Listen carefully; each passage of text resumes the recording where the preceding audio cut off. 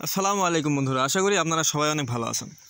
তো বন্ধুরা, বেগুন চাষে কৃষকরা সবচেয়ে যে সমস্যার বেশি সম্মুখীন হন সেটা হচ্ছে বেগুনের ডগা ও ফল ছিদ্রকারী পোকার আক্রমণ। তো প্রত্যেকটা কৃষকই কিন্তু এই সমস্যার সম্মুখীন হয়ে থাকেন।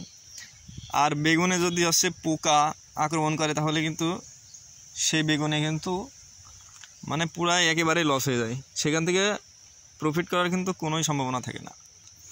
তো এজন্য প্রথমেই আমাদের যেটি করতে হবে সেটি হলো, যে করে হোক আমাদের এই বেগুনের পোকার সমস্যাটি সমাধান করতে হবে।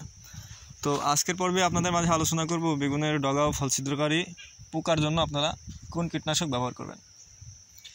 তো বন্ধুরা, বেগুনের ডগা ও ফল ছিদ্রকারী পোকার জন্য কিন্তু বর্তমান বাজারে অনেক কীটনাশকই আছে। তো আমি তো একজন বেগুন চাষি।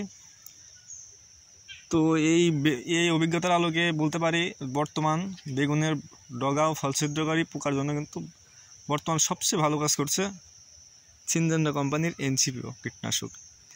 তো এটি মূলত ধানের মাজরা পোকা দমনের জন্য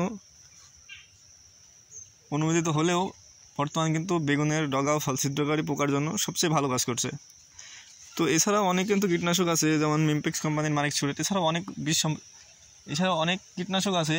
এই কীটনাশকগুলোর মধ্যে সবচেয়ে ভালো রেজাল্ট পেয়েছি সিনজেন্টার এনসিপিও কীটনাশকে।